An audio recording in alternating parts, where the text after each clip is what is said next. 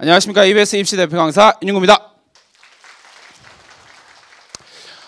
토요일 날 화창한 이 날에 놀러 가는 것도 포기하시고 자녀의 손을 잡고, 아까 딱 일찍 왔는데 앞에서 이렇게 자녀의 손을 잡고 다이어리를 고르고 계신, 똑같은 색인데 다이어리를 고르고 계신 부모님을 보면서 참 마음이 짠하더라고요. 왜냐하면 제 큰아들은 이제 올해 고등학교를 졸업을 했고, 그리고 이제 제 둘째 아들은 지금 고등학교 2학년입니다.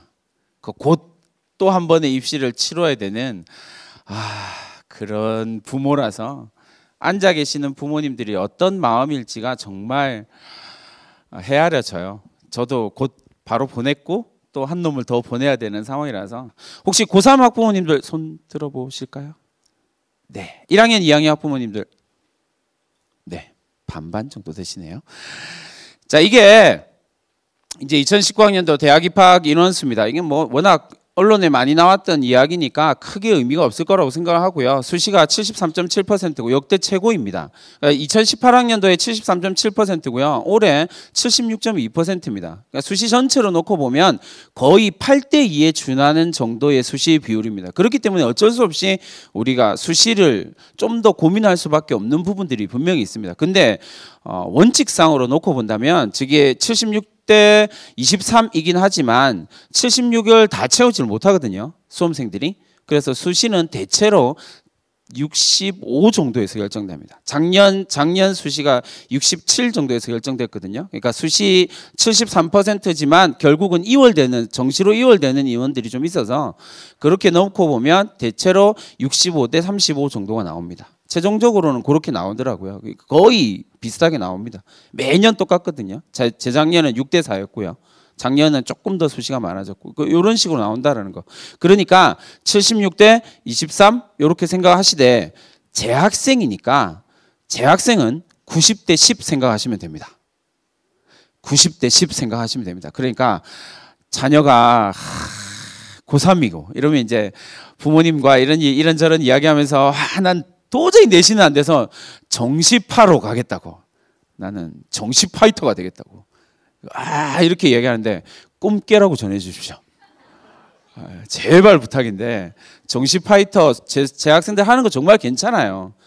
나쁘지 않다라고 생각합니다. 근데 지금 산속에서 머리 깎고 감옥 생활 비슷한 생활을 하면서 9번의 실패와 좌절을 경험하고 눈이 빨개져 가지고 지금 피 맺힌 공부를 하고 있는 애들이 엄청 많아요.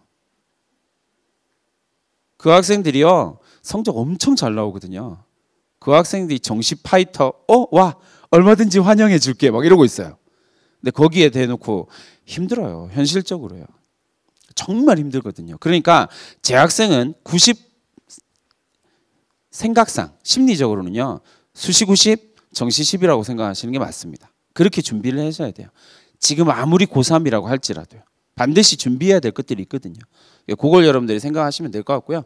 전형별 전체 이제 비율을 보시면 학생부 교과 전형이 41%고요. 학생부 종합 전형은 24%입니다. 정시가 한 23% 수준이니까 전체적으로 보면 학생부 교과 전형이 가장 큰 비중을 차지해요. 근데 어디를 들어봐도 학생부 교과 전형이 중요하다는 이야기는 별로 들어본 적이 없단 말이에요. 왜냐하면 학생부 교과 전형은 내신 100% 전형이거든요. 그냥 별거 없습니다.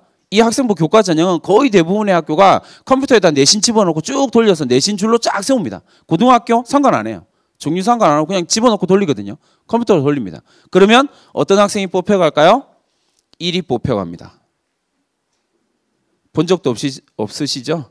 1학년 1학기부터 3학년 1학기까지 전체 5개 학기 동안 올 1.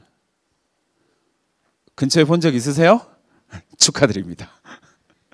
이게 실제로는 학생부 교과전형이 그렇게 우리한테는 와닿지 않아요. 왜냐하면 충청 이남권의 국립대들이 학생부 교과전형을 거의 대부분 뽑습니다. 1000명 단위로 뽑거든요. 그러니까 내가 지방에 있는 국립대를 가야 되겠다라고 생각하면 학생부 교과전형은 되게 의미 있는 전형입니다. 내신 정말 중요한 전형이죠. 하지만 현실적으로는 경기도권에 있는 오산, 병탄 뭐 이렇게 있는 지역에서는 지방에 있는 국립대 그렇게 생각 안 하실 거거든요. 그러면 이제 현실적인 이야기를 하게 되면 이렇게 됩니다. 이제 학생들이 선호하게 되는 15개 학교를 쭉 뽑아보면 학생부 종합전형이 42%입니다. 그러니까 학생부 교과 전형을 쭉 찾아보니까 큰 덩어리는 없고 쭉 가니까 학생부 교과 전형이 6.9%밖에 안 됩니다. 다시 말하면 학생들이 가기를 선호하는 학교에서는 내신의 반영 비율이 극도로 낮다라고 생각하시면 됩니다. 6.9%니까 100명 중에 7명 뽑는다는 이야기입니다. 이걸 보시면 어떤 방향으로 고민해야 될지가 선명하게 드러나죠. 내가 무엇을 준비해야 될 것인가가 좀 선명하게 드러납니다. 이제 요거를 이제 11개 대학 순으로 쭉 정리를 해봤습니다. 학생부 교과 전형을 쭉 보시면요. 서울대, 연대, 서강대, 성대 그리고 경희대까지 학생부 교과 전형이 없습니다. 좀 냉정하게 말씀을 드린다면요. 학생부 교과 전형이 왜 없을까요? 내신 100% 전형인데요. 그럼 저 대학이 이야기하고자 하는 바는 뭘까요? 고등학교 내신 안 믿겠다는 이야기입니다. 믿을 수 없다는 이야기입니다. 냉정하게 말하면 그런 거거든요. 그걸 읽어내야 됩니다. 그러니까 학생부 교과 전형으로 11개 대학에서 9.2%를 뽑는데 학생부 종합 전형으로는 59%를 뽑아요. 절반 이상 60%를 학종으로 뽑습니다. 그러니까 이제 우리가 흔히 듣는 학종 광풍이라는 이야기들이 자꾸 나오는 거예요. 그리고 논술로 전국적으로 보면 한 3%대의 논술이 상위권 대학, 그러니까 일반적으로 이제 선호대학이다라고 이야기하는 대학에서는 한 20% 정도입니다. 그러니까 재학생의 입장에서, 수험생의 입장에서 포기할 수 없는 게 정시 논술이 되는 겁니다. 왜요? 20%나 뽑거든요. 그리고 내가 이때까지 어떻게 살았는지에 대해서 별로 관심 없는 전형입니다. 논술은. 학종은요. 네가 1학년 때는 어떻게 살았니? 2학년 때는 학교 생활을 어떻게 했니? 관심이 있거든요. 나의 생활을 숨기고 싶으면 논술을 준비해야 됩니다. 근데 논술의 평균 경쟁률은요. 좀 많이 높습니다. 작년을 기준으로 논술 최고 경쟁률은 부산대 의대 229대 1. 못 들어보셨어요? 네, 그 정도 됩니다. 200대 1을 훌쩍 넘기는. 그죠? 그리고 좀 더 이제 낮춰서 현실적인 대학들, 의대 빼고 현실적인 대학들을 본다면 전국적으로 보면 100대 1의 경쟁률을 넘는 그런 대학 학과가 33개가 나옵니다. 그러니까 논술로 뽑는 대학이 그렇게 많지 않음에도 불구하고 모집단이 33개가 100대 1의 경쟁률을 넘고요. 그 다음에 조금 그렇긴 하지만 제가 근무하고 있는 한양대 부속고등학교 옆에 있는 한양대학교는 그 33개의 학과 중에서 16개 학과를 차지하고 있습니다. 왜 한양대는 그런 높은 논술 경쟁률을 보일까요? 최저가 없어서요. 일단 한번 질러봐. 그리고 시험 치러로 안 옵니다. 자, 전형별 특징을 보면요. 학생부 교과 전형의 평균 경쟁률이 대략 5에서 27대 1 나오는데 27대 1은 거의 안 나오고요. 평균적으로 7대 1 정도 나옵니다. 학생부 교과 전형은 내신 100% 전형이니까 내신이 우수한 학생들만 쓰기 때문에 사실 별로 없다라고 생각하시면 돼요. 경쟁률이 높지 않아요. 근데 문제가 하나 있습니다. 뭐냐면 끝에 보면 경쟁률이 낮고요. 최초 등록이 현저히 낮은 전형입니다. 경쟁률은 내신이기 때문에 내신이 우수한 학생은 한정되어 있는 풀이 있기 때문에 경쟁률이 낮은 건 너무나 당연한 거고요. 문제는 최초 등록이 매우 낮다라는 사실입니다. 이게 무슨 말이냐면 합격을 했는데 처음에 합격해서 등록하세요 라고 보내면 등록을 안 한다라는 이야기입니다. 왜 안 할까요? 이렇게 내신이 아주 좋은 학생들은 대체로 학종으로 더 좋은 대학을 갑니다. 그러니까 최초 등록이 아주 낮습니다. 그렇죠. 중도 탈락자 그리고 대학을 가서도 중도 탈락하는 비율이 매우 높습니다. 왜냐하면 자퇴하는 비율이 높다라는 이야기예요. 이 전형으로 들어온 학생들이. 그래서 대학이 점점 이렇게 없애는 대학들은 이런 문제들 때문에 자꾸 없애려고 하는 거거든요. 신설 전형이 있긴 하지만 이런 특징들을 가지게 됩니다. 왜 없애냐면요. 왜 중도 탈락을 하냐면 가보면 내가 이 고등학교에선 공부 잘한다 막 이래가지고 내신으로 딱 해가지고 갔는데 옆에 과 나의 동기들 보면 대화가 잘 안 된답니다. 쓰는 어휘가 너무 다르답니다. 그래서 그만두고 산으로 들어갑니다. 그리고 파이터 하러 갑니다. 안타깝게도. 학생부 종합 전형은요, 대략 3대1에서 60대1 정도의 경쟁률을 보이고 있고요. 이제 요즘에 수능 체제를 많이 줄여가고 있습니다. 그래, 수능 체제를 줄여간다라는 사실은 상당히 우리에게는 도움이 되죠. 고개를 끄덕끄덕 부리는 부모님이 2분밖에 없으셨어요. 나머지는 정시에 자신 있으시군요. 축하드립니다.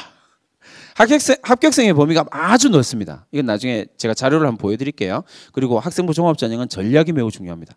그 대부분의 학교들 그리고 상당 부분의 학교들에서 고3에서 이 학종을 준비하기 위한 무언가를 하질 않습니다. 그러면 실패합니다. 반드시 무언가를 하셔야 돼요. 학종을 선택하셨다면, 선택하고 그 전형에 대해서 고민을 하신다면요. 그러니까 고민을 해보시고요. 전략이 매우 중요한데 그 전략에 대해서는 좀 이따 또 이야기를 해드리고요. 논술 평균 경쟁률, 대학 전체 평균 경쟁률을 보면 과에별로요 20에서 87대1 정도 나옵니다. 가장 높았던 대학이 한 전체 대학 전체의 평균이 한 18대1 정도 되거든요. 그렇게 생각하면 수능 최저 70% 정도 적용하고 있고요. 그리고 최저 달성 비율이 매우 낮다라는 요게 문제입니다. 이게 왜 문제냐면요. 논술의 경쟁률이 정말 높은데 떨어지는 이유가 뭐냐면요. 최저를 달성하지 못하기 때문에 떨어진다라는 겁니다. 이 모든 전형, 대학을 가기 위한 모든 전형 가운데서 최저 달성 비율이 가장 낮은 전형이 논술입니다. 최저 달성을 하는 비율이 얼마쯤 될까요? 라고 묻는다면요. 30%가 안 됩니다. 다른 말로 말씀을 드리면요. 나머지 거의 75% 정도의 학생이 최저를 못 맞춘 상태에서 논술을 준비한다는 겁니다. 의미 없는 짓이죠. 시간 낭비입니다. 그러니까 잘 고민해 보셔야 되는 거예요. 거의 80%에 준하는 학생들이 최저를 달성하지 못합니다. 논술에서요. 그리고 논술 100% 전형, 올해 연대가 드디어 내신을 버리고 논술 100% 전형으로 바꿨습니다. 그러니까 이제 내신 반영 안 하고 논술만 100% 반영을 한다라고 이야기를 하면 이제 좀 대박이 나는 사건들이 좀 여기 최저가 있기 좀 높긴 하지만 어쨌든 대박이 나는 사건들이 있을 거거든요. 그리고 최저 없는 대학들로 쭉쭉쭉 가면 논술로 대박이 나는 사건들이 있습니다. 막 5등급 내신 5등급 했는데 논술로 막 한양대 가고 이럽니다. 옆에서 그러는 걸 보면 우와 내 아들 내 딸도 못 갑니다. 그런 헛된 희망을 가지지 마세요. 이게 진짜 중요한 거거든요. 옆에 제가 성공했기 때문에 내가 될 것 같다. 아닙니다. 거기 따라가는 순간 최저가 날아가는 겁니다. 하지 마세요. 가능성이 보여야만 하는 겁니다. 그 전략을 잘 세우시면 무조건 성공합니다. 모집 인원이 줄었고요. 그리고 전체적으로 봤을 때 학종 인원은 조금 확대되고 있습니다. 그러면 학종의 인원이 확대된다라는 이야기는 학종을 쓸 수 있는 학생의 풀은 거의 대부분 정해져 있거든요. 그러니까 경쟁률은 떨어집니다. 작년 경쟁률이 11대였고, 재작년 경쟁률이 11대 1이었고요. 작년 경쟁률이 한 10대 1 정도 됩니다. 올해 경쟁률 평균 경쟁률 9대 1 정도 보고 있습니다. 떨어질 거예요. 작년에 비해서 당연히. 근데 경쟁률이 떨어진다고 내가 붙는 게 아니잖아요. 그럼 내가 붙으려면 내가 경쟁력이 있어야 됩니다. 내 자녀가 경쟁력이 있어야 된다는 거죠. 두 번째, 고른기회와 지역인재 전형이 점점 확대되고 있고, 세 번째, 되게 중요한 겁니다. 의대 정원이 307명 증가했습니다. 선생님 이게 왜 중요할까요? 네, 서울대 가기가 307명만큼 쉬워졌습니다. 축하드립니다. 우리 307명의 기회를 얻었습니다. 어째 전국적으로 보면 의대를 쫙 보내고 이제 서울대로 가는 게 거의 이렇게 공식화되어져 가고 있거든요. 그러니까 서울대 가기가 작년보다 307명만큼 쉬워진 겁니다. 노력해서 갑시다. 서울대가 307명만큼 쉬워졌으니까 고대 연대도 307명만큼 쉬워지겠죠? 언젠간 내 순서가 올 겁니다. 입시 강사하면서 제일 많이 듣는 말입니다. 그렇죠? 지금 앞에 있는 여학생들도 공감하죠? 네, 공감할 거예요. 정시에 올인하게 됩니다. 제 학생은 무조건 수시입니다. 라고 생각하시면 됩니다. 그냥 어떻게 생각하시면 되냐면요. 정시의 꿈의 대학이 수시에는 적정 수준의 대학이 됩니다. 그러면 선생님, 우리 딸, 우리 아들이 어떻게 정시로 지금 성적으로 어떤 대학을 갈 수 있느냐를 알 수 있는 방법 1번 담임 선생님을 찾아갑니다. 그래서 선생님 작년 데이터 이렇게 말씀하시면 됩니다. 지금 제가 말씀하는 이야기 대사를 그대로 말씀을 드리는 거예요. 선생님 작년 수능 성적 데이터로 지금 제 딸이 제 아들이 어느 정도 대학 갈 수 있는지 출력해 주세요 라고 이야기하면 선생님이 클릭 몇 번 해서 출력해 주십니다. 그러면 그 대학이 정시에 여러분 자녀들 여러분들이 갈 수 있는 대학입니다. 두 번째 방법입니다. 선생님 저는 담임 선생님을 찾아간다는 건 좀 너무나 부담스럽고 제 성적은 두 번째 방법은 EBSI 사이트에 들어가시면 됩니다. 아까 윤주 쌤이 얘기하셨던 거 있죠? 진학 상담실. 제가 되게 저도 거기서 활용하는데 활용하는 게 아니고 저도 거기서 이렇게 상담을 하고 댓글을 달거든요. 상담글을 다는데 거기다 성적을 입력하시고요. 그 성적 공개 안 됩니다.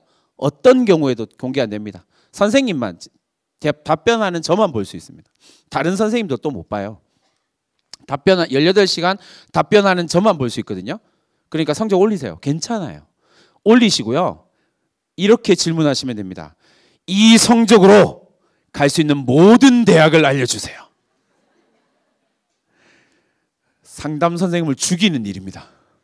왜냐하면 모든 대학을 알려줘야 되거든요. 이 상담실의 규칙입니다. 그러니까 제발 선생님들 그만 죽이시고요.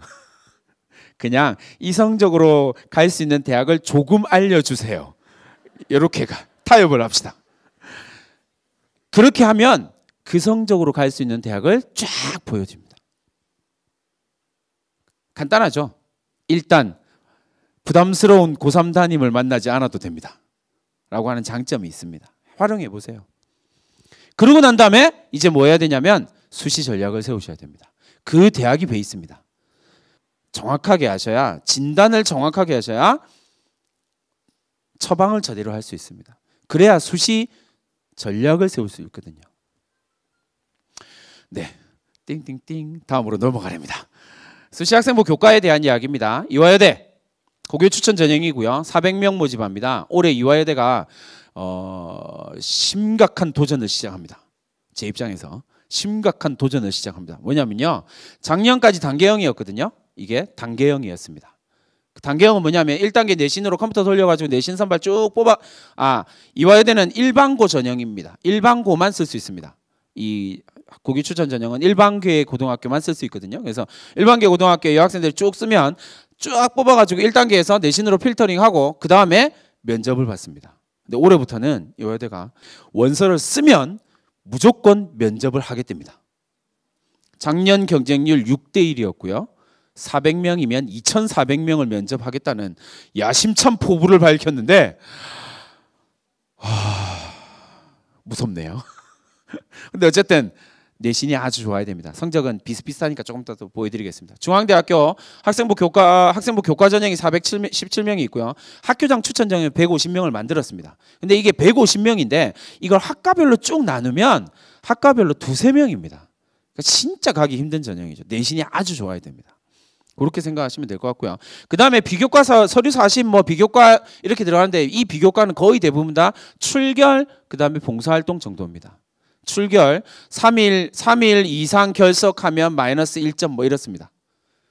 그러니까 중앙대 쓸 정도의 학생이 3일 이상 무단 결석을 질병 결석은 해당 안 됩니다. 무단 결석을 한다? 그런 경우 잘 없거든요. 그러니까 거의 서류는 만점을 받거든요. 교과 성적으로 결정된다라고 생각하시면 될 것 같아요. 이게 이제 좀 문제입니다. 중앙대학교에 작년에 2017년 기준이네요. 재작년에 합격한 학생들의 평균 성적입니다. 잘 보시면 이게 무슨 말인지 아직 잘 안 와닿죠? 왜냐하면 이 숫자가 되게 우리에게 낯설기 때문에 그래요. 네, 그렇죠.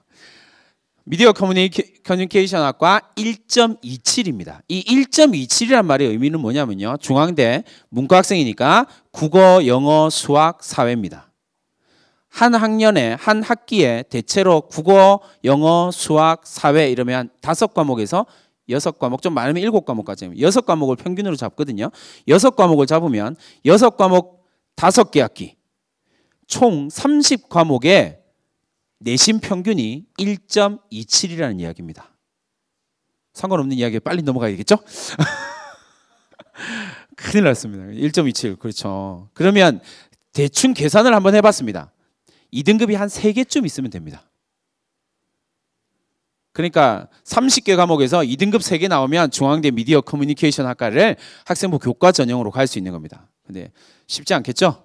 네. 내 딸이 내 아들이 이 성적이 나왔으면 일단 중앙대보다는 좀 더 높은 대학을 생각하시겠죠, 그죠?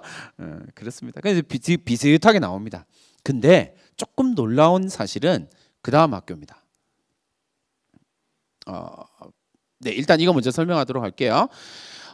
교과전형 전체적인 유형을 살펴보면 교과전형의 유형은 사실 이 교과전형을 길게 설명할 필요는 사실 크게 없어서, 왜냐하면 교과전형은 따로 준비할 게 없거든요. 지금 1, 2학년 학생들 내신 진짜 빡세게 돌리면 됩니다. 열심히 준비하시면 됩니다.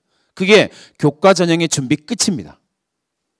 앞도 뒤도 없이 내신 잘 보세요. 교과전형 끝. 그러나 서울에 있는 선호대학에서는 많이 안 뽑습니다. 10명 중에 1명입니다.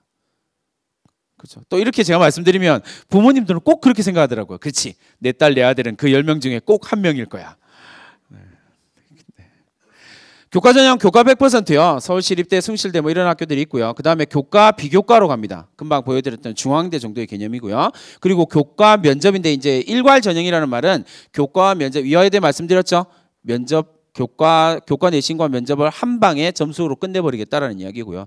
대체로 교과 면접 단계형 전형입니다. 1단계 교과로 필터링하고 2단계에서 면접 보는 거죠. 그러니까 내신 준비하고 말 잘하는 학생이 면접에서는 아무래도 말을 잘하는 학생이 좀 유리하거든요. 됐죠? 그 다음에 교과 100% 학생 한양대 요 정도 됩니다. 자, 이제 학생부 종합 전형으로 넘어가 보겠습니다. 학생부 종합 전형은요, 내가 무엇을 준비해야 되나만 고민하시면 됩니다. 지금 고3인데요, 선생님. 학종이요? 하나도 준비 안 했는데요. 거기에 매우 심각한 오해가 있습니다. 뭔가 학종으로 가는 학생들이 뭔가 많은 것들을 해야 된다고 착각하시거든요. 아닙니다. 한두 가지 활동이어도 상관없습니다. 고교생활 중에 의미 있는 경험은 뭐냐? 자기주도 학습의 경험은 무엇인가를 대학이 묻습니다. 학종을 통해서 대학이 확인하고 싶은 질문입니다. 그러니까 한두 가지의 활동을 통해서 이놈을 보여주시기만 하시면 됩니다. 이걸 보여줄 수 있으면 되는 겁니다. 두 번째 질문은요. 공동체 의식을 가지고 있니? 습득한 지식을 적절히 활용하고 있어? 요즘에 대학이 좀 유심히 바라보는 것. 특히나 선호대학들은요. 선호대학을 나와서 공직이나 뭐 이런 데서 여러 가지 활동을 하면서 여러 가지 사고를 치는 이상한 사람들을 자꾸 보면서 인성이 중요하다. 공동체에 대한 고민을 가지고 있는 사람을 뽑는 게 중요하다라는 것에 대해서 어느 정도 합의를 했습니다. 그래서 이 부분을 매우 배운 지식을 통해서 사회를 바꾸려고 노력했니? 이거 있으면 뽑힐 확률이 확 올라갑니다. 요즘에 제가 대학을 합격시키는 학생들의 거의 대부분은 이걸 포인트로 잡거든요. 되게 중요한 활동입니다. 왜냐하면 배운 지식이 머릿속에만 남아있는 사람들은 아니라는 거죠. 조금 배웠더라 하더라도 그 조금 배운 지식을 가지고 세상을 바꾸기 위해서, 자기가 속한 사회를 바꾸기 위해서, 자기가 속한 지역을 바꾸기 위해서, 학교를 바꾸기 위해서 노력했니? 전 노력했습니다. 그럼 일단 와봐. 면접해보자. 이렇게 갑니다. 네가 세상을 얼마나 바꾸고 있니? 얼마나 성찰적으로 널 돌아보고 있니? 이거에 대한 고민을 시작을 한 겁니다. 이 질문이 진짜 중요한 질문이거든요. 이 질문이 내 아들의 내 딸의 학생부에 있는지를 확인하셔야 됩니다. 없으면 지금 만드셔야 됩니다. 만드는 방법 좀 이따 또 보여드릴게요. 적극적이고 지속적인 노력을 했나? 그 다음에 주어진 여건을 극복하기 위한 노력을 했냐? 이게 대단히 중요한 질문입니다. 이 6가지 질문 가운데 딱 2가지만 뽑으라고 이야기를 하면 저는 4번째랑 6번째를 뽑을 겁니다. 왜냐하면 이 6번째는 제가 제일 사랑하는 질문이거든요. 왜냐하면 저는 제가 학종으로 보내는 대부분 기적 같은 아이들 엄청 많거든요. 그런 기적 같은 아이들이 이걸 만들어줍니다. 네가 속해 있는 학교에서 선생님 저희 학교는 이걸 안 해요. 선생님 저희 학교는 이게 없어요. 저희 학교는 이런 선생님이 없어요. 뻥치시네요. 그게 없어서 못했어? 그럼 넌 우리 학교에 올 자격이 없어. 이게 대학의 입장입니다. 우리 학교에는 그런 대회가 없어. 그런 대회가 없어서 너 이런 활동을 안 했어? 그럼 넌 우리 학교에 오지 마. 왜요? 이게 뭐예요? 자기 주도성입니다. 없다고 안 해? 소극적이죠. 그런 학생들 생기부에 오만 이야기가 막 적극적이고 자기주도적, 대학이요 전부 다 흘립니다. 왜요? 아무것도 안 해요. 주어진 여건에 극복하기 위해서 아무것도 안 했잖아요. 주어진 거 안에서는 열심히 했죠. 의미 없다니까요. 주어진 거 안에서 열심히 한 거 학생부 차고 넘쳐요. 문제는 뭐라고요? 그 주어진 환경을 뛰어넘기 위해서 노력했냐고요. 이걸 다른 말로 뭐라고 하게요? 창의성이요. 그러면 이제 집에 가서 한번 보셔야죠. 그 질문에 맞는 학생부의 내용이 있을까? 없으면 지금 만들어야 돼요. 그래서 제 입시 설명의 제목이 만들어가는입니다. 포인트는 딱 하나입니다. 입시가 이렇게 바뀌고 저렇게 바뀌고 뭐 학생부를 하고 정시를 하고 오만 질문들을 많이 한다고 하더라도요. 대학이 딱 하나. 대학의 선발 기준은 무조건 딱 하나입니다. 뭘까요? 우수한 학생을 뽑는 겁니다. 그러면 여러분들, 우리 자녀들이 해야 할 일은 뭘까요? 우수해지면 됩니다. 세상 쉽네요. 근데 이게 쉽지 않죠. 그러니까 우수해질 가능성이 있는 아이를 만들면 됩니다. 지금 당장은 우수하지 않지만 우수해질 가능성이 있는 아이를 만드시면 됩니다. 그러면 뽑거든요. 그 가능성을 보고 뽑습니다. 6가지요. 잘 기억해 두시고요. 포인트만 놓치지 않으시면 됩니다. 우수한 학생을 뽑으려고 한다. 그러면 이제 대학이 어떤 학생을 우수한 학생으로 생각하느냐? 이것도 중요하겠죠. 그래서 대학이 생각하는 우수한 학생의 기준은 이겁니다. 다 학생부의 내용이잖아요. 우리 일반적으로 이게 학생부의 다 내용이거든요. 근데 이 학생부의 내용을 통해서요. 대학이 우수함의 기준으로 뽑는 기준은 4가지입니다. 학교마다 좀 다를 수 있는데요. 이거 얼마 전에 이제 서울에 있는 사립 6개 대학이 이렇게 공동 학생부 종합전형 평가 표준 틀을 발표를 했거든요. 건국대학교에 모여서 막 거창하게 막 해가지고 컨퍼런스 하고 막 이랬거든요. 그래서 표준 틀을 만들었어요. 근데 이 표준 틀 있기 전부터 대부분의 대학들이 평가 기준은 4가지 정도로 봅니다. 물론 세부적인 디테일한 부분은 대학마다 조금씩 단어를 다르게 쓰긴 하는데 어쨌든 공통적인 건 이 4가지입니다. 우수한 학생은요. 학인 전발로 갑니다. 학인 전발이 뭐냐면 이렇게 가죠. 학업 역량입니다. 두 번째요. 인성입니다. 그 다음에요. 전공 적합성이고요. 마지막으로 발전 가능성입니다. 자, 여기에서 잘 생각해 보세요. 부모님들 그리고 학생들 잘 생각해 보세요. 학생부 종합전형입니다. 제일 첫 번째 보시면 학생부 종합전형은요. 선생님 아무리 학생부 종합적으로 평가한다고 하더라도 내신이 우세야. 내신 중심 아니에요? 아니에요. 착각하는 겁니다. 내신 부모님들이나 언론에서 말하는 것처럼 내신 반영 비율 높지 않습니다. 그리고 실제로 비율상으로 만들어 두지도 않습니다. 어떤 대학도 내신을 비율로 만들지 않습니다. 학생부 종합전형에서는요. 왜요? 근데 왜 선생님 근데요. 내신 좋은 학생들이 다 뽑혀가던데요? 당연한 거잖아요. 그런 학생들이 대체로 학업 역량이 우수하다고 평가되는 거니까요. 근데 잘 생각해 보시면 이렇습니다. 전국에 2322개의 고등학교가 있고요.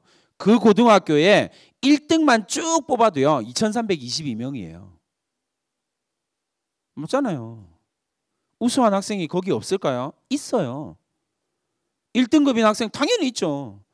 그러면 2322명 중에 그 1등급 중에서 어떤 1등급을 뽑을 거냐고요. 이게 대학의 고민일 거 아니에요. 내신은 똑같잖아요. 그러니까 내신에 의미를 두지 않는다니까요. 포인트는 뭐냐면 저기 보세요. 학업 역량이 선생님 봐요. 첫 번째 기준이 학업 역량이잖아요. 잘 읽으셔야 된다니까요. 첫 번째 학업 역량의 첫 번째 테마가 뭐냐면요. 학업 성취도예요. 이 학업 성취도의 다른 말로 뭐라고 하게요? 내신이요. 학업 역량에서 내신 보죠. 평가해요. 그러나 주된 평가 항목이 내신만 있는 게 아니라는 거예요. 뭐예요? 학업 태도와 의지. 그 다음에 요 근래 대학이 되게 중요하게 생각하는 단어는요. 네가 무엇을 탐구했니? 무엇을 깊이 들어가 봤니? 어떤 거에 궁금증을 가지고 있니? 그 궁금증을 해결하기 위해서 네가 어떤 노력을 했니? 이게 요즘 대학 트렌드예요. 내신이요. 냉정하게 생각해 보세요. 부모님들, 학생들도요. 옆에 고등학교 우리 학교 내신 1등급 1등급 똑같은 1등급인데 그 똑같은 1등급이 실력이 똑같다라는 걸 이야기를 해요. 전혀 아니잖아요. 대학이 그걸 모를까요? 아니요. 당연히 알죠. 그러니까 내신에 큰 의미를 두지 않는다니까요. 의미를 두는 이유는 이런 거죠. 네가 정말 탐구활동을 열심히 했다면 그 탐구활동의 결과가 내신으로 나타날 수도 있지 않을까? 일반적으로 나타나니까. 근데 항상 나타나요? 아니요. 안 나타날 수 있어요. 당연하죠. 안 나타나도 우수한 건 우수한 거예요. 당연하잖아요. 그래서 탐구 활동, 학업, 의지와 태도 이런 걸 되게 중요하게 보는 거예요. 냉정하게 말씀드리면 제가 생각하는 입시 전문가 윤유구가 생각하는 건 세 가지의 기준 가운데 학업 성취도가 제일 낮아요. 반영 비율은요. 그 다음에 두 번째요. 인성. 요즘에 대학이 인성 되게 강조하거든요. 인성은 좀 어렵죠 사실. 인성을 서류를 어떻게 확인할 수 있을까요? 특히나 학생부를 잘 보시면 학생부에 나쁜 말이 없어요. 아시죠? 그러니까 인성을 어떻게 확인해요? 확인 못하죠. 그러니까 대학이 이걸 확인할 수 있는 이 인성이라는 내용을 틀기 시작한 거예요. 그게 뭐예요? 소통 능력이요. 도덕성, 성실성, 나눔과 배려, 협업 능력 이런 것들은요. 학생부에 웬만하면 다 좋다고 돼 있거든요. 확인하기 어려워요. 그러니까 뭘로 돌아선 거예요? 협업 능력이요. 소통 능력이요. 이걸로 돌아서기 시작한 거예요. 이 대학이 조금 트렌드가 있는 거거든요. 그 트렌드를 캐치하면 학종을 준비하기가 되게 좋아져요. 그 다음에 전공적합성이요. 전공적합성이 오해가 진짜 많은 단어이긴 한데요. 하나만 말씀드릴게요. 간호학과를 가기로 했어요. 그러면 봉사활동은 어디서 해야 될까요? 병원이요. 아니에요. 전공적합성은 그런 얄팍한 단어가 아니에요. 전혀 아니라니까요. 그럼 그 학생은 동아리는 뭘 해야 될까요? 아, 간호 동아리? 아, 나 진짜. 그럼 축구 동아리 한 학생은 도대체 대학을 어딜 가라고요? 서울대학교, 연대, 고대 뭐 좋은 학교에 진학한 학생들은 축구 동아리, 농구 동아리 없을까요? 엄청 많아요. 남학생들요. 심지어 동아리, 축구 동아리, 야구 동아리, 농구 동아리 3개 든 학생들도 있어요. 운동 동아리만 3개 들었어요. 걔 경영학과 갔거든요. 이 학생은 3년 동안 축구 동아리였어요. 축구 동아리에서 이 학생은 열심히 정말 적극적이고 활발하게 활동하는 학생이고요. 이 학생은 주장인데 자기는 몸이 덩치가 조금 있어서 뛰는 것보다는 공 막는 게 좋다고 3년 동안 골키퍼를 했어요. 덩치에 비해서 매우 날렵한 몸을 갖고 있어요. 골키퍼를 3년 동안 했어요. 그럼 이 학생은 전공적 합성이 빵일까요? 아니요. 이 학생은 뭘 했다고요? 골키퍼요. 그럼 골키퍼가 가지고 있어야 되는 가장 강력한 능력, 가장 탁월한 능력은 뭘까요? 운동장 전체를 쳐다볼 줄 아는 능력이요. 그래서 선수들이 어디로 움직이는지를 체크하고 고함 질러주는 능력이요. 이걸 우리는 뭐라고 하게요? 거시적 관점이라고 합니다. 이 학생은 전공적 합성에 부합하는 거시적 능력을 갖고 있는 거예요. 거시적 관점이라고 하는 능력을 갖고 있는 거예요. 어디에 써먹을까요? 거시경제학이요.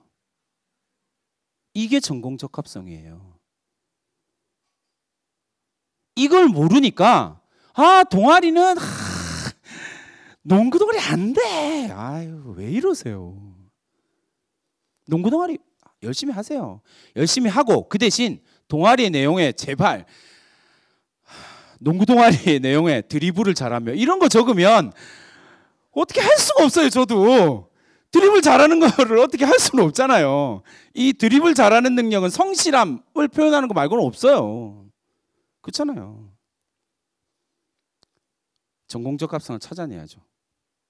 경영학과를 가고 싶다라고 이야기를 한다면 이 학생이 농구를 통해서 경영학과를 농구 동아리 활동을 통해서 경영학과를 뽑아내려고 한다면 동아리 활동에 어떤 내용이 들어가야 되냐면 내가 NBA에 매우 깊은 관심을 가지고 이 NBA 선수들이 어떻게 움직이는지 그 뒤에 배경을 연구를 했어요.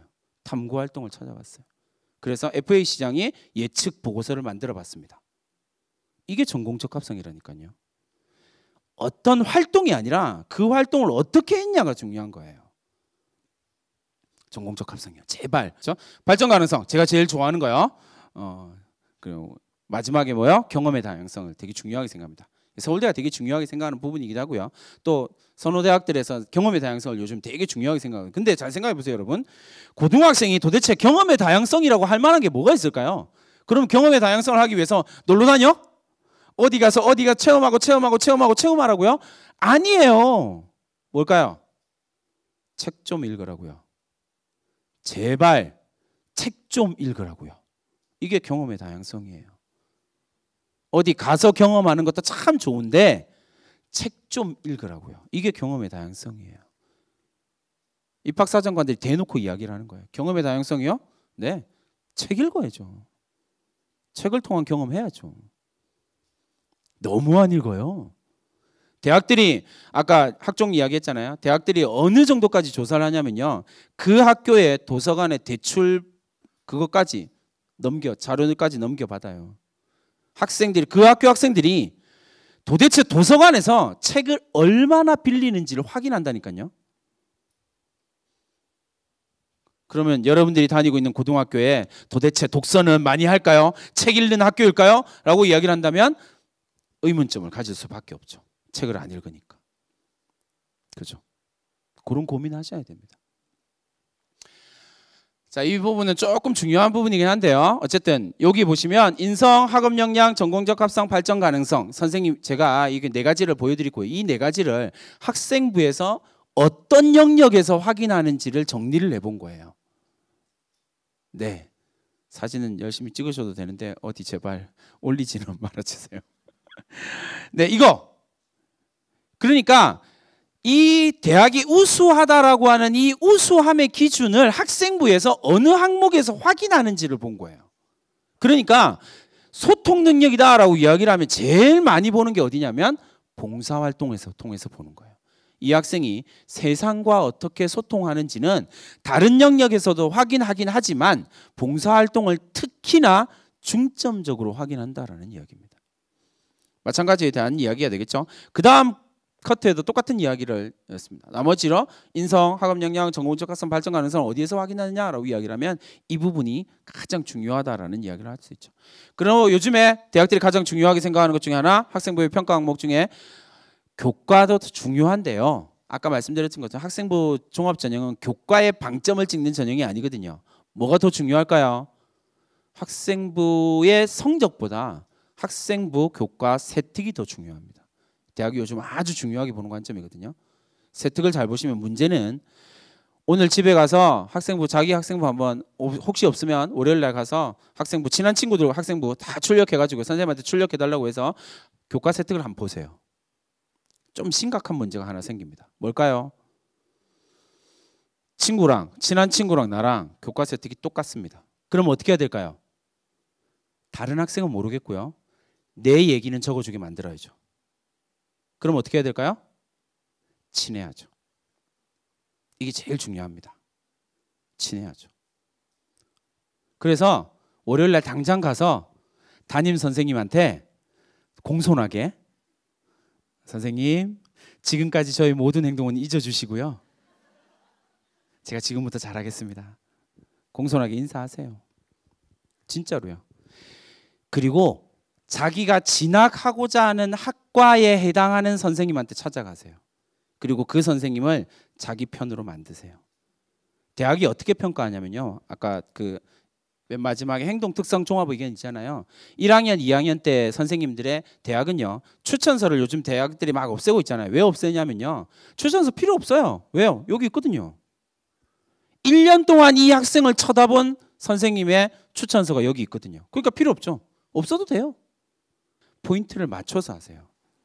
내가 지금 필요한 게 뭐고 이 필요한 것을 해결하기 위해서 누가 필요한지를 고민하세요. 그렇게 해야 학생부 종합전형이 의미가 있는 거예요. 자, 이게 서울대학교가 학생부 평가하는 기준입니다. 맨 앞에 보시면요, 뭐가 나오냐면 지적 탐구 영역이 나옵니다.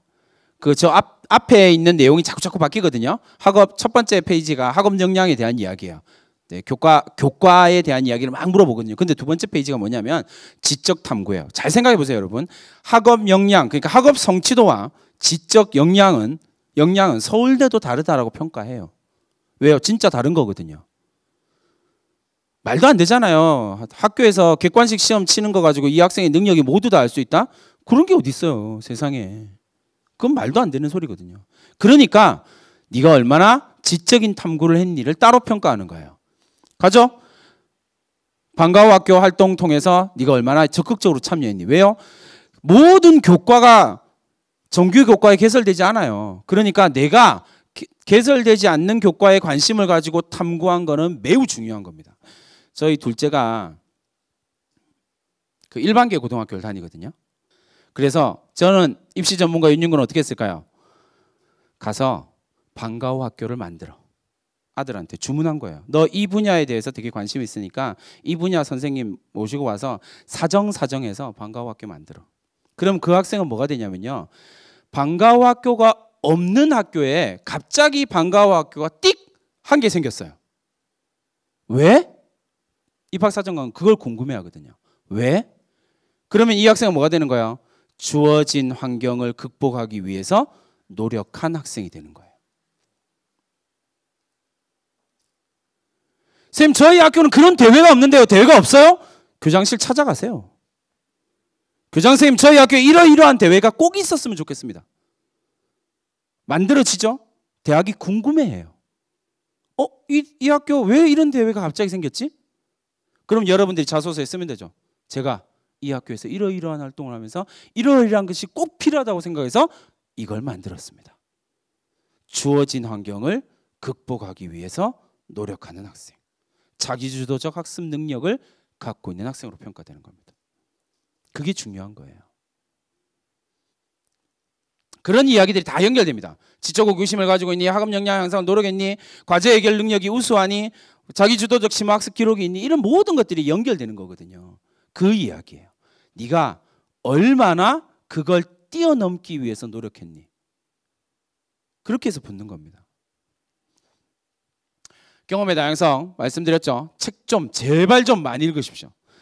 어떤 책을 읽느냐는 그 학생의 지적 수준을 정확하게 보여줍니다.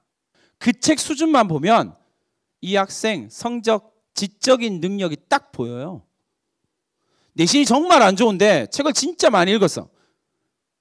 그러면 이 학생 면접에서 웬만하면 불러요. 확인하거든요. 진짜 읽었는지요. 이 책은 서울대를 지원한 학생들이 가장 많이 읽은 책들이에요. 그러니까 1번 보시면 1위를 보시면 전부 다 전공적 합성이 드러나는 책이죠. 그러니까 독서는 무조건 자기 전공 영역 책을 읽는 게 맞아요. 깊이 3년의 스케줄을 짜고요. 깊이. 그게 중요하거든요. 모든 전략, 학생부 전략은요, 궁금증에서 출발하는 게 맞습니다. 궁금해야 돼요. 내가 궁금한 부분이요. 관심 가지고 좋아하는 부분 있죠. 거기에서 궁금증을 찾아내세요. 어떤 분야라도 상관없습니다. 어떤 분야라도 상관없어요. 무조건 궁금해하세요. 그 궁금함을 해결하기 위해서 책도 읽으시고요. 그리고 소논문도 한번 써보시고요. 진로도 찾아보시고 봉사활동도 하시고 방과후 학교도 하고 동아리도 하고. 포인트는 뭐라고요? 나의 궁금증을 해결하기 위함이에요. 그러면 궁금증을 해결하기 위해서 이런 활동들을 하다 보면 더 궁금해지거든요. 더 궁금해지면 더 많은 것들을 하게 되는 거예요. 그러면 학종 전략이 완성되는 겁니다. 되게 중요한 겁니다, 여러분. 궁금함을 가지는 거예요. 질문이 없는 세대를 살아가잖아요. 질문을 하세요. 궁금해 하셔야 됩니다. 이거는 공룡 자기소개서입니다. 할 얘기가 많지만 그냥 이건 공룡이니까 색깔이 다 의미가 있긴 하지만 우린 시간이 없으니까 넘어가도록 하겠습니다. 이건 안 찍으셔도 돼요. 어딜 가나 다 있는 거니까. 자기소개서의 내용입니다. 그래서 이거 중간고사 딱 끝났죠? 여기 온 학생들은 설마 내일 모레가 중간고사인데 여기 앉아있지는 않을 테고 중간고사 끝날 거라고 믿고 끝났을 거라고 믿고 끝나자마자 뭘 하냐면요. 아무 생각 없이 적으세요. 그냥 막 적으세요. 막 적고 난 다음에 적을 내용이 없어서 되게 많이 울거든요. 왜냐하면 이런 고민을 가지고 이런 활동을 한 게 아니기 때문에 그래요. 그런 고민을 만들기 위해서예요. 그러니까 그냥 막 적어보세요. 그리고 진짜로 해보세요. 그러면 내 인생을 바꾼 게 뭔지 하면 대답 별로 못할 거예요. 근데 그걸 지금 만들면 돼요. 고3 만들어도 돼요. 얼마든지요. 1, 2학년은 말할 것도 없고요. 그래서 복 받으신 거예요. 지금 바꾸시면 됩니다. 지금 만드시면 되고요. 자, 이 학생 서울대학교 합격한 학생이에요. 국어 4, 영어 3.62, 사회 3.6. 선생님 이런 학생이 서울대를 갔다고요? 네. 내신을 보면 이 학생은 붙을까요? 못 붙을까요? 당연히 못 붙죠. 서울대학교 내신 1.7 이하로 붙은 거 본 적 거의 없으실걸요? 네, 있어요. 저도 많이 보내고요. 1.7 밑으로요. 내신 별로 안 봐요. 왜냐하면 이런 고민이 있죠. 서울대학교를 지원하는 학생들이요. 내신이 정말 좋은 학생들이 지원할 거 아니에요. 당연히. 그러니까 뽑힌 학생들도 내신이 좋은 거예요. 서울대학교 내신 좋은 학생을 뽑는 게 아니고요. 앞뒤가 바뀐 거라고요. 앞뒤가 바뀐 거예요. 지원한 학생들의 수준이 높은 거야. 그러니까 뽑고 나니까 내신이 좋은 것뿐이에요. 이런 학생 뽑힌다니까요. 자기가 생활한 그 활동을 믿었던 거예요.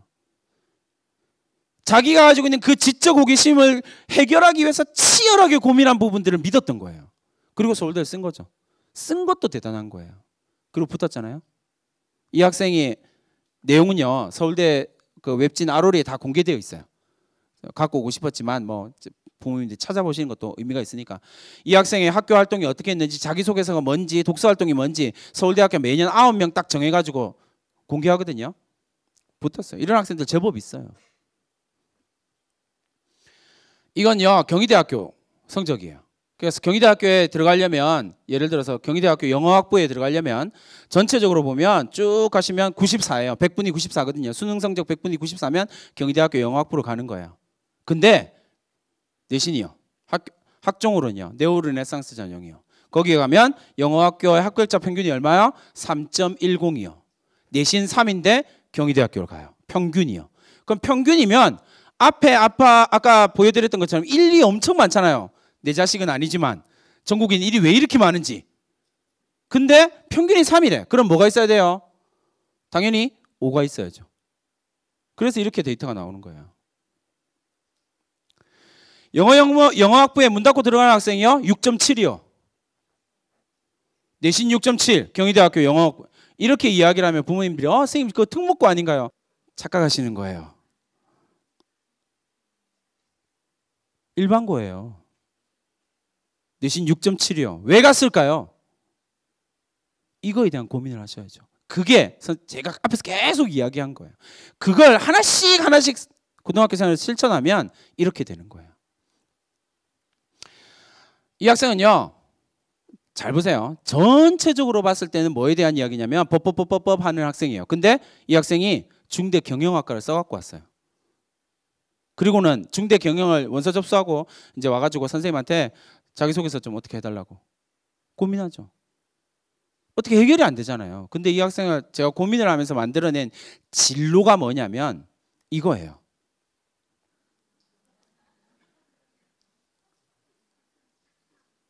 잘 생각해 보세요. 로펌 경영자가 뭐예요? 라고 묻는 학생한테 너의 꿈은 로펌 경영자야 라고 가르쳐 준 거예요. 이 학생은 자기가 무엇을 꿈꾸고 있는지 몰라요. 학생들은 진짜 모르거든요. 자기의 진짜 꿈이 뭔지를 몰라요. 근데 학생부를 쭉 이 학생이 했던 학생 활동을 쭉 돌아보면요. 이 학생이 무엇을 꿈꾸고 있는지가 보여요. 그걸 만드는 게 중요한 거거든요. 이 학생이요. 이 학생 1학년, 2학년 때 진로 희망이 경찰이었고 3학년 때 행정가예요. 진로를 바꾸면 안 된다고요? 그딴 건 없어요. 고등학교 무조건 진로를 바꿔도 돼요. 그냥 진로에 맞는 활동만 열심히 해놨으면 돼요. 그럼 무조건 갈 수 있거든요. 진로를 바꿨어요. 경찰 꿈꾸다가 네, 동아리 한번 보세요, 여러분. 뭐라고요? 건축 관련 동아리요. 경찰을 꿈꾸는 놈이 아까 이야기했던 대로 그죠? 간호학과를 가겠다라고 하는 학생은 병원에서 봉사활동을 하고 병원과 관련된 간호동아리를 해야 된다라고 생각하는 얄팍한 전공 지식을 가지고 있는 그 사람들한테 이걸 뭐라고 설명할 거냐고요. 그러면 이 학생을 보면요, 경찰, 행정, 건축? 도대체 이건 방송반? 이거 도대체 뭔 상관이야? 라고 여기 이 학생은 공공인재를 썼거든요. 그리고 내신이 좀 불리한, 내신이 거의 4 뭐 이렇게 나왔는데 중대 합격했어요. 근데 뭘로 합격했냐면 자기소개서의 꿈이 뭐냐면 이 학생 전체 이야기를 스토리를 쭉 학생들 아무리 들어봐도 이 공통점이 안 나오더라고요. 얘는 왜 이런 활동을 한 거지? 그래서 그러면 어릴 때 이야기를 들어야 되거든요. 너 어릴 때 어떻게 살았니? 얘기해봐. 무슨 상담 같죠? 그래서 막 얘기를 해요. 저는 어릴 때요 서울에 있는 도시재개발 지역에서 살다가요 이사를 잠깐만 어디 살았다고? 도시재개발 지역이요. 그러면 이 학생의 모든 것들이 연결되죠. 이 학생은 어릴 때 도시재개발 지역에 살았던 그 트라우마를 극복하기 위해서 치안의 부재. 그래서 내가 치안을 꿈꾸는 관리하는 경찰이 되어야 되겠어. 도시재개발 지역에 살다 보니 이 학생은 트라우마를 가진 게 뭐예요? 건축에 대한 이야기예요. 관심을 가질 수밖에 없다니까요. 그것이 흔적으로 남는 거예요. 그 흔적이 무조건 활동으로 나타나게 되어져 있다는 거예요. 제가 철저하게 믿는 거거든요. 꿈을 못 찾았을 뿐이지 반드시 있어요.